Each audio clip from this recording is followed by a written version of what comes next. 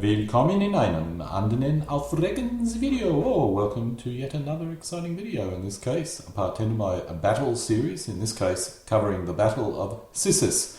This was a battle fought between the Carthaginians and Romans in autumn, probably in November of the year 218 BC, close to the Celtic town of Tarraco. This video is mainly focused on looking at the battle from a figure gaming point of view, which includes the order of battles, troop types, and flow of the battle. If you wish a big picture of why the battle was fought, then this may not be the video for you. But if you want to know about the troop types, force mixes, and what actually occurred on the battlefield, then continue to watch this video. Before I get into the meat of the battle, a few observations I wish to raise. I'm creating a number of scenarios for my hexless version of Pre-Stags, which of course is the SPI board game which I keep on mentioning in the past, and in this case using the DBMM troop types because that adds additional flavour. Now as a result of this, I've been creating these videos because I need some historical data in order to create scenarios which don't exist elsewhere. Now what I find interesting is that my focus really has moved from a pure points-based game, that is for ancients, to reproducing historical battles. Now I of course do this all the time for Napoleonics, World War II and Cold War conflicts, but it's something I've never really focused on very much for ancients. Now I expect it is something to do with the set of rules that I'm using, which really is optimised to reproduce historical battles rather than having a points focus. The other factor is that I have been progressively working my way from Cold War to World War II to Napoleonics and now to Ancients, and I suspect I brought with me the conventions of these other periods. Now, of course, reproducing historical battles does have its downsides, and it makes it impossible for non-historical matchups, which is such a major element of interest and fun when conducting ancients conflicts or playing ancients games. Now back to the battle. Now this battle, unlike the previous two that I've covered in the ancient world, contains almost no detailed references which would allow me to determine the course of the battle. As a result, there is a lot of guesswork occurring in this video, so please take this video with a pinch of salt. Let's now look at the order of battle and troop types of the Roman army. Now our main sources for this battle come from Polybius and Livy, mainly Polybius, but Livy does have more material even if it's a little bit more suspect.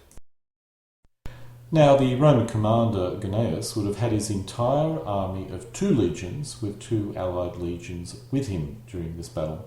This probably totaled about 17,600 infantry and 2,400 cavalry, and that would have been the standard strength of 2 legions. He would have almost certainly had some Spanish support, but possibly not too much.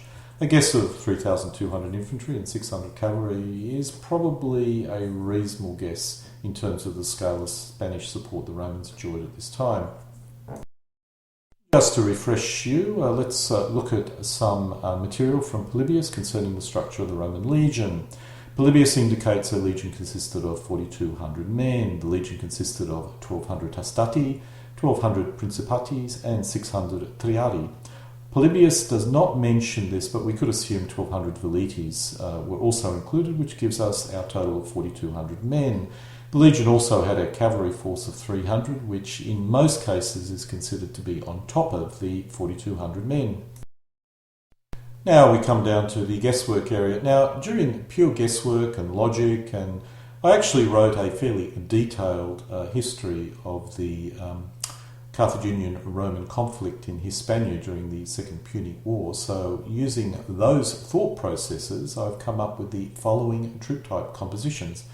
Now it is entirely possible there were less Italian legionnaires and more Spanish foot, as well as less allied, that's Italian allied cavalry, and more Spanish cavalry, but I think roughly we're probably looking at a reasonable representation of the Roman army during this battle.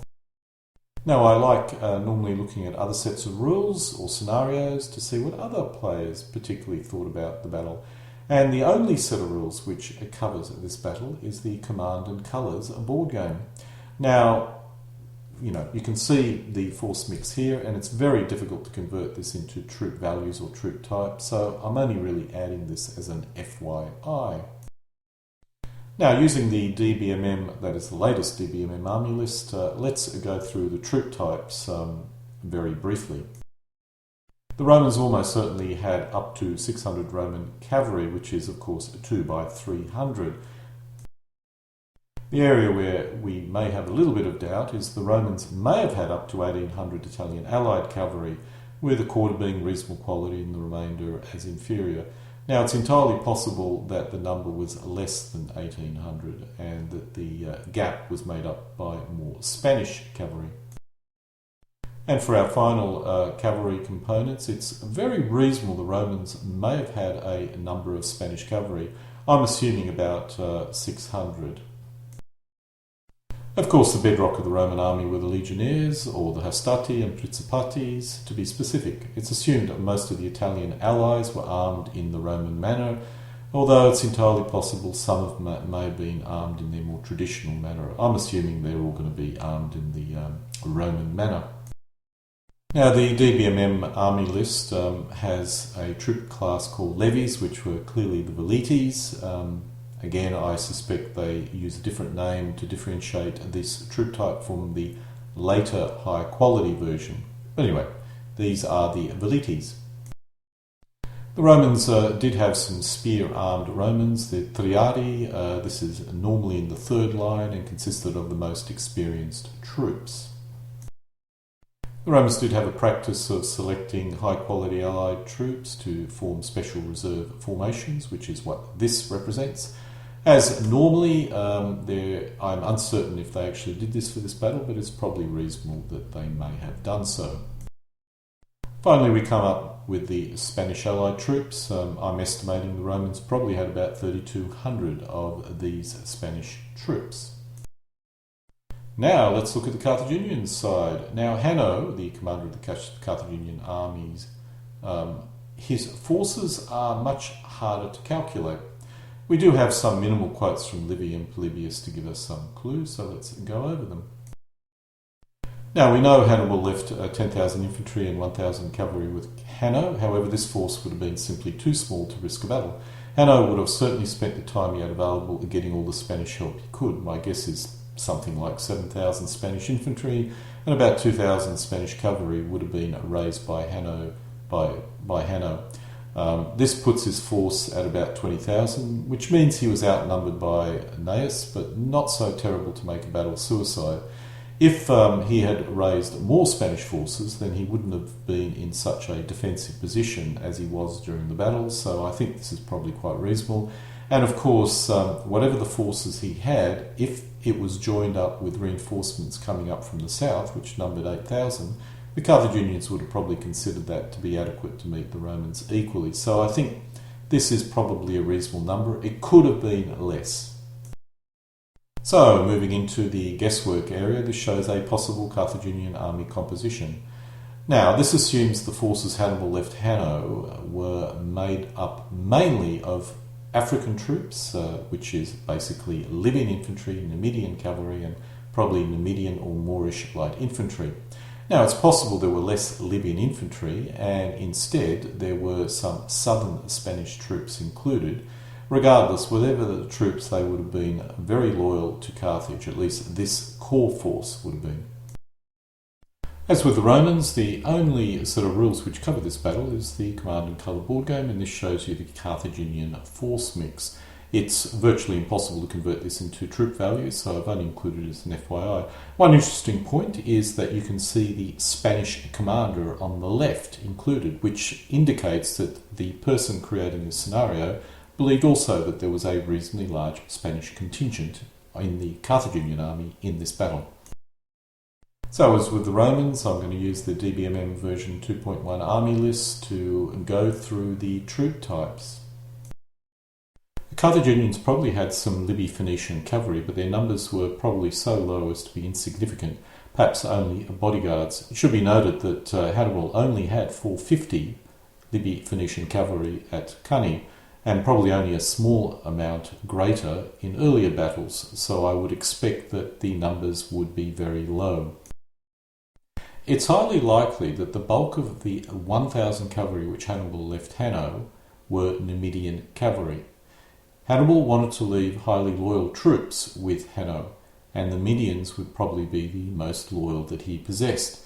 Now, it's possible there may have been some southern Spanish troops here, but I would suggest that is unlikely. The bedrock of the Carthaginian army were the Libyan spearmen, and it's probable that there were around about 5,000 of them forming the core of Hanno's army. Once again, the 10,000 troops that Hannibal left behind would have probably been very loyal, and thus there would have been African troops, and it's likely that half of them were Libyan spearmen. Once again, it's possible some of them may have been southern Spanish, but I doubt that. Most of the Carthaginian armies had a reasonably large contingent of skirmish troops, primarily Libyan, Moorish or Namibian skirmishers, and I've estimated that about 5,000 of the troops or infantry that Hannibal left behind for Hanno probably consisted of this particular troop types. Once again, it's possible their numbers may have been less and there may have been some southern Spanish troops included in this category, but I think it's quite reasonable to assume a nice 50-50 split between light and Libyan medium troops or heavy troops in this particular case. And the intention was that if Hanno needed to fill out his army, he simply would recruit local Spanish troops, which is exactly what he did. Now we come up to the Spanish allied troops, and I'm assuming that the Carthaginians would have probably had a reasonable number of Spanish cavalry, about 2,000, and in this case most of them would have been medium cavalry, although a small number may have been light horse skirmish cavalry. Hanno would have certainly made an attempt to recruit as many Spanish troops as he possibly could in the area that he was in. Now, he wouldn't have been as successful as down south, but I'm sure he would have been able to recruit a reasonable number, and most of them would have consisted of Spanish foot. A small quantity would have been skirmish variety, but the bulk would have been close order heavy troops, probably spear or sword armed. Identifying the exact battlefield location is pretty much impossible. This shows the modern location of Taranto. I assume Cissis was further up the coastal road because obviously the Romans probably would have been coming down the coastal road supported by their navy. A likely position for the Carthaginian position would be within that red box. There is a stream there which runs up, there is a road which crosses it, and there would be woods and also rough terrain around it. If the Romans decided to bypass the Carthaginians, then the Carthaginians would have been in their rear, and that would have been too dangerous, particularly for supply. Thus, the Romans needed to clear the Carthaginians out. Anyway, look, this is my theory, and it seems reasonably logical. Now, the battlefield is particularly problematic. Now, the only map of the battlefield that I could find comes from the Command and Colour board game, which is probably not very accurate. However, the key points that this shows, which I tend to agree, is that the Carthaginians were using terrain to assist in their defence. Now, based on the Command and Colours board game, I've created this possible playing area. Now, instead of a stream and swamp on the left here, that could have been very rough terrain and hilly terrain. I've just put stream and swamp because it looks nice, but it probably, in retrospect, would have been rough. On the other flank, wood seems reasonable, but the key point was the Carthaginians were holding a very good defensive position. Thus, they would have felt very confident forming up outside of their camp and holding it. The Romans needed to defeat this army before reinforcements arrived and probably wanted to take the Carthaginian camp with its supplies. And I think that's the key point of this battle. The Carthaginians left the camp and formed up, so they must have felt confident they could have held against the Romans, even if they could not defeat the Romans. And the Romans absolutely had to attack. They had no choice, because if they didn't, and the 8,000 additional troops coming up from the south arrived, then the Romans would have been basically checkmate, and they wouldn't have been able to secure the north of Hispania. Let's attempt to reproduce the sequence of the battle. The first thing that would have occurred would have been the Romans would have left their camp and formed up their line. The line would have been no wider than 2,000 metres, probably a little bit less. You can see at the bottom there, the star, that would have been the Carthaginian camp. Now, with the Romans forming up in a line in this particular way, the Carthaginians, or Hanno, decided to leave the camp and form up in their defensive position. I'm guessing that they needed to do this because if they didn't, the Romans would have basically stopped foraging, maybe cut off communications, etc. Forming up in a battle like that would have stopped the Romans possibly distributing their skirmish forces to harass the supply lines, etc. That's only my guess. Now, the cavalry could have been split between flanks if each flank was open, or maybe it was only on one flank if one other flank was closed off, as shown here. I'm using the one flank closed off theory because the command and colour game assumes this. In terms of how the battle started, it would have been very unlikely the Carthaginians left their defensive position to attack the Romans, so the Romans would have had to come up and attack the Carthaginians. Now, if you look at the Livy accounts, Livy sort of indicates that the fighting was not particularly that serious. Now, my theory on that is that the Carthaginians probably deployed their Spanish in the centre. The Spanish that they did deploy had been only recently recruited, thus were not loyal, and once they fought the Romans for a bit, they probably broke pretty quickly. Anyway, that's my theory. Now, it seems to be a common tactic with Hannibal, or even with Hasdrubal, to form up the allied weaker troops in the centre and put the Libyans on the flank. So the most likely scenario was basically this. The Carthaginians had their best troops on the flank, they had the Spanish in the centre. Thus, the most likely scenario would have been that the Romans went up the hill, struggled away, but the Spanish centre, not being particularly reliable, basically decided that there was no point fighting on and broke. Now, we would have absolutely had a situation, well, we know that the Romans assaulted the camp, so it must be assumed that the Carthaginians managed to get troops into the camp, which sort of indicates that probably the Carthaginians were holding the Romans on the flank. It was only the centre they broke through, and when the Carthaginians saw this, they withdrew in comparative good order. But the trouble is, at this point, the Romans outnumbered the Carthaginians big time, probably 2-1, probably 2.5-1, and I suspect that part of the troops wouldn't have got back to the camp. Now, after the break in the centre and the flanks withdrawing, the Romans advance and take the camp along with Hanno. Now, Hanno was in the camp along with a lot of other commanders, so I expect that Hanno would have been. This is the reason why I think part of the Carthaginian forces managed to get into the camp, and there must have been some struggle there. Now, after the Romans took the camp, they got all the supplies that Hannibal had left behind, so the camp would have been comparatively large, and probably this is the reason why the Romans took it so easily. It was too large a number of troops to defend it, and then the Romans went down to Racco and looted it and discovered apparently not very much. So according to Livy, they were disappointed. On the surface, this battle is probably not a very interesting battle to reproduce, as the Romans seem to have such a massive advantage. On the other hand, I strongly suspect that it was a closer run thing than Livy possibly indicates, and that if the Romans actually had failed to dislodge Hanno, then the Carthaginians would receive the reinforcements and the war would have ended with a draw in 2018, which would have been quite significant. So, in summary, I think this was probably a much harder fought battle than you would probably expect after reading Livy. And the main reason for that, of course, is the Carthaginians, while being outnumbered, were in a good defensive position. Okay, let's look at force mixes. This shows the force mix using DBMM troop types and points, but using the pre-17th century warfare rules, which are a hexless version of pre-stags. Basically, we have a 131-point Carthaginian army against a 157-point Roman army. The Carthaginians panic when they reach 40% casualties. Maybe this should be less than 40%. I need to playtest this a little bit more. And the Romans when they reach 60% casualties, which seems to be the standard panic level for Romans in this period for the other scenarios in pre-stags. Now, I often wonder how this game would play if I was actually using DBMM.